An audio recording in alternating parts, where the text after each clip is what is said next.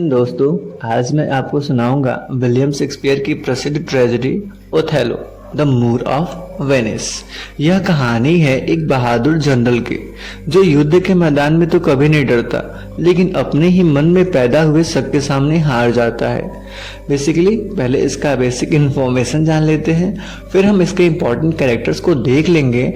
फिर जब मैं आपको कहानी समझाऊंगा तो बहुत इजीली आपको कहानी समझ में आ जाएगी। प्ले इसका नाम है Othello the Moor of Venice. Writer है इसका ऑब्वियसली विलियम शेक्सपियर। जेनरा है इसका ट्रेजेडी और इसकी सेटिंग यानी किस स्थान पर प्ले है तो वेनिस और साइप्रस। इसका सेंटर कॉन्फ्लिक्ट है ओथेलो का डेस्डेमोना पर शक और इयागो की साजिश। इसकी थीम है material, jealousy, love, betrayal, trust, deception, racism और अदरनेस। बहुत सारे इसके बेसिक इंफॉर्मेशन हो गए। आइए अब इसके कैरेक्टर स्केच के बारे में बात करते हैं। सबसे इंपॉर्टेंट कैरेक्टर है इसका ओथेलो। ओथेलो की पत्नी का नाम डेस्डेमोना है। ओथेलो वेनिस की सेना का महान मोरिस जनरल है और ये इयागो का मालिक है और कासियो का भी मालिक है। ठीक है। डेस्डेमोना ब्रावेंशियो की बेटी है। ओथेलो की पत्नी है, कासियो की हेल्प करती है और एमिलिया की मालकिन है। इयागो कौन है? इयागो है ओथेलो का ऑफिसर, एमिलिया का हस्बैंड और कासियो और ओथेलो का दुश्मन है ये, और रोडिरोगो का यूज करता है, उससे पैसे लूटता है। नेक्स्ट इंपॉर्टेंट कैरेक्टर है कासियो। ये ओथेलो का बहुत ही लॉयल लेफ्टिनेंट है और इसका टारगेट ये इयागो का टारगेट है। इसकी एक प्रेमिका है, प्रोस्टिट्यूट, उसका नाम बियांका है और यह डेस्डेमोना से मदद मांगता है। एमिलिया इयागो की वाइफ है और डेस्डेमोना की अटेंडेंट क्या होता है, मान लो सहायक नौकरानी है, और ये हैंकर चिफ इयागो को देती है और बाद में इयागो की सच्चाई सबके सामने लाती है। रोडेरिगो डेस्डेमोना से प्रेम करता है, इयागो का फॉलोअर है, बहुत आसानी से बहका लेता है इयागो इसे और ये कासियो पर अटैक करता है। नेक्स्ट है ब्रावेंशियो। ब्रावेंशियो डेस्डेमोना का फादर है। वह ओथेलो और उसकी शादी का बहुत विरोध करता है और ये एक सीनेटर है, संसद मान लो आप इसको, संसद का सदस्य। नेक्स्ट है बियांका। कासियो से प्रेम करती है, हैंकर चिफ के कारण कहानी में बहुत ही महत्वपूर्ण भूमिका निभाती है। होता क्या है ना, डेस्डेमोना का जो हैंकर चिफ, खैर छोड़िए, ड्यूक ऑफ वेनिस, ये बहुत ही महान राजा हैं और ये ओथेलो पर विश्वास करते हैं और साइप्रस की पूरी रक्षा की जिम्मेदारी ओथेलो को देते हैं। मोंटेनो साइप्रस का गवर्नर है, ओथेलो का सहयोगी है और कासियो और इयागो की घटनाओं में महत्वपूर्ण सहयोग है इसका। लोडोविको कौन है? वेनिस का मैसेंजर है। ओथेलो के व्यवहार में बदलाव देखकर हैरान हो जाता है और अंत की घटनाओं का ये गवाह है।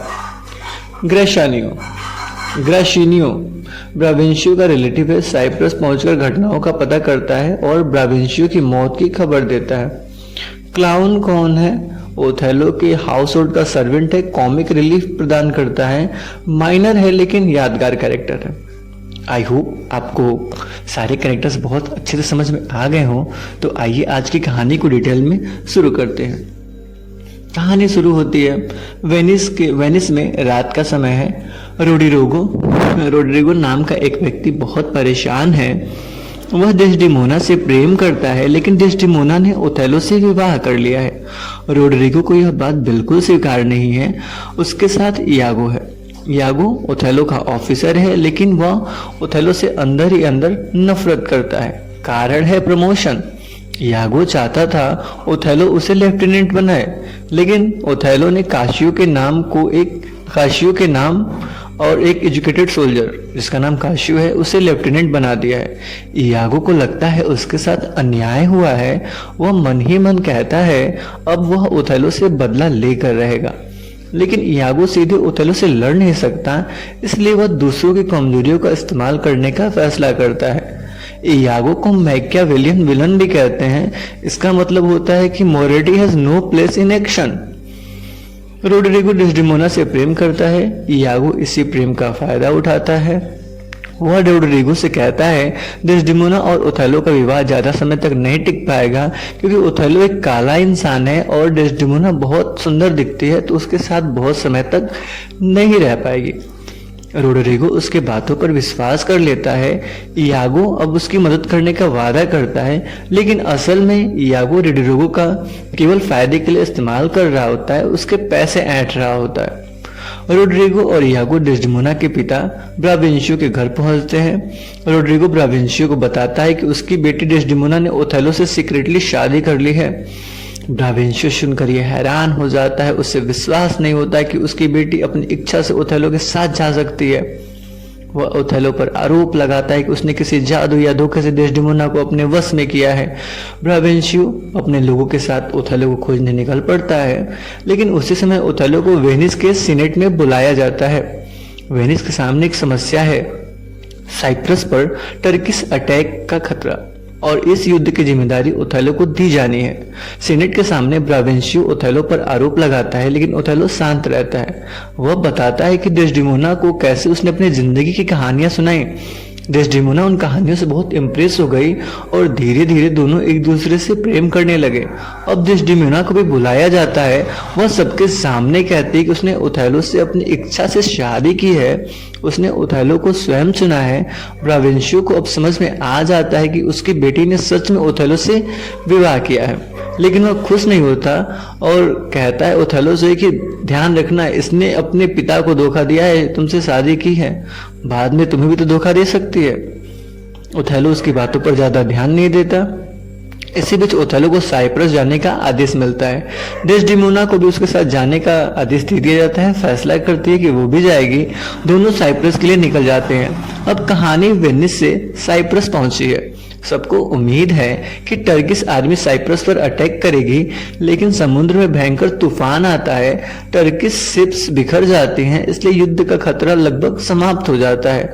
ओथेलो साइप्रस पहुंच चुका है। उसे पता चलता है कि उसकी पत्नी डेस्डेमोना भी सुरक्षित पहुंच चुकी है। वह बहुत खुश होता है। उसे लगता है अब वह अपनी पत्नी के साथ शांति से जीवन बिताएगा, लेकिन ऐसा नहीं होता। उसे नहीं पता कि उसके साथ आया इयागो उसके जीवन में एक तूफान लेकर आने वाला है।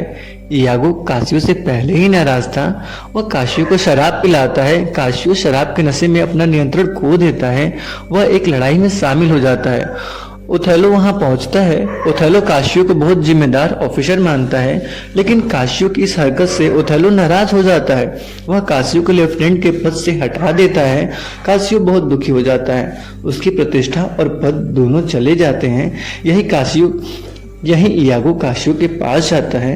वह कासियो से कहता है, अगर तुम अपना पद वापस जाना चाहते हो तो डेस्डेमोना से मदद मांगो। कासियो उसकी सलाह मान लेता है। कासियो डेस्डेमोना से मिलता है। वह उससे रिक्वेस्ट करता है कि वह ओथेलो से बात करे। डेस्डेमोना बहुत दयालु है। वह कासियो की मदद करने के लिए तैयार हो जाती है। वह ओथेलो से कासियो को वापस लेफ्टिनेंट बनाने की बात कहती है, लेकिन इयागो इसी सिचुएशन का तो इंतजार कर रहा था। अब उसके पास ओथेलो के मन में शक पैदा करने का पूरा मौका था। एक दिन ओथेलो ने कासियो को डेस्डेमोना से बात करते हुए देखा। कासियो ओथेलो को देखकर वहां से चला गया।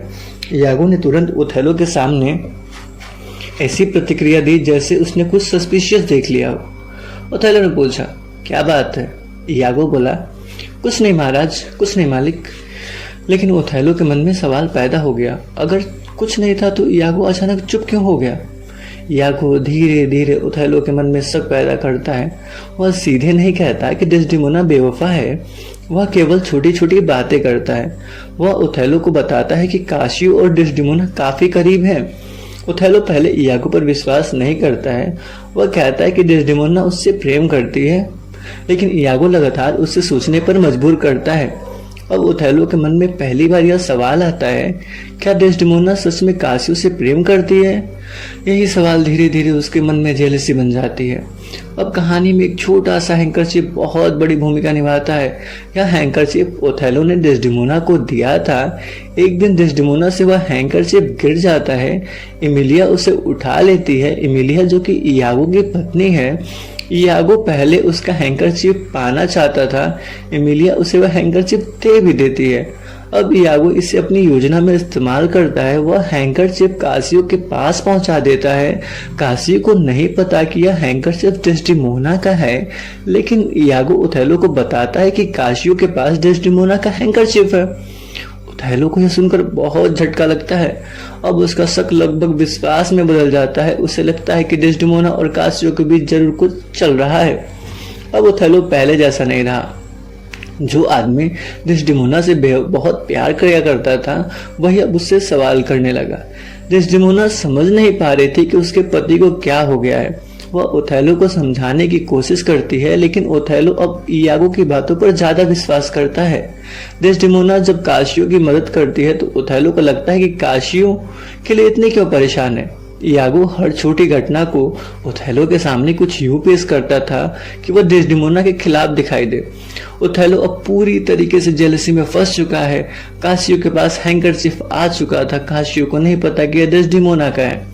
वह बियांका नाम की एक औरत को वह हैंकरचीफ दिखाता है और उसका डिजाइन कॉपी करने को कहता है। एक्चुअली में उस हैंकरचीफ पर स्ट्रॉबेरीज बनी हुई थी। बियांका काशियो से प्रेम करती है और उसे देखकर जेलस हो जाती है। इयागो इस घटना को भी ओथेलो के सामने इस्तेमाल करता है। ओथेलो को लगता है कि काशियो के पास डेस्डेमोना की चीज होना इस बात का प्रमाण है कि दोनों के बीच कोई रिलेशन है। अब ओथेलो का विश्वास लगभग पूरी तरीके से डेस्डेमोना पर टूट चुका था। ओथेलो अब इयागो से कहता है कि अगर डेस्डेमोना ने उसे धोखा दिया है तो इसका बदला लेना चाहिए। इयागो ओथेलो के गुस्से को बढ़ाता है। अब दोनों मिलकर काशियो और डेस्डेमोना के खिलाफ कार्रवाई की योजना बनाते हैं। ओथेलो इयागो पर इतना भरोसा करने लगता है कि उसे अपना सबसे ट्रस्टेड पार्टनर मानने लगता है। आयरनी तो यह है कि जिस व्यक्ति पर ओथेलो को सबसे कम विश्वास करना चाहिए, उसी पर वह सबसे ज्यादा भरोसा कर रहा है। इयागो रोड्रिगो को फिर अपने काम में लगाता है। वह रोड्रिगो से कहता है कि अगर काशियो साइप्रस में रहा तो डेस्डेमोना और ओथेलो वापस वेनिस जा सकते हैं, इसलिए काशियो को रास्ते से हटाना होगा। रोड्रिगो काशियो पर हमला करता है। काशियो घायल हो जाता है लेकिन बच जाता है। इयागो अब रोड्रिगो को खत्म करने की कोशिश करता है ताकि वह साजिश का गवाह न बने। अब ओथेलो के मन में कोई डाउट नहीं बचा। वह मान चुका है कि उसकी पत्नी डेस्डेमोना धोखेबाज है, पर असल में डेस्डेमोना बिल्कुल निर्दोष है। लेकिन ओथेलो के लिए अब यह सच वही है जो इयागो ने बताया है। ओथेलो डेस्डेमोना को मारने का फैसला करता है। रात में वो डेस्डेमोना के कमरे में जाता है। डेस्डेमोना सो रही होती है। ओथेलो उसे जगाता है। वह उसे विश्वासघात का आरोप लगाता है, उसे प्रोस्टिट्यूट कहता है। डेस्डेमोना अपनी इनोसेंस साबित करने की कोशिश करती है। वह कहती है कि उसने कभी ओथेलो को धोखा नहीं दिया, लेकिन ओथेलो उसकी एक बात सुनने को तैयार नहीं था। जेलसी में उसने जजमेंट को पूरी तरीके से खत्म कर दिया। अंततः तकिए से उसके सांस को रोककर ओथेलो डेस्डेमोना को मार देता है। कुछ समय बाद एमिलिया वहां पहुंचती है। वह डेस्डेमोना को मृत देखकर हैरान हो जाती है। ओथेलो बताता है कि उसने डेस्डेमोना को इसलिए मारा क्योंकि वह बेवफा है।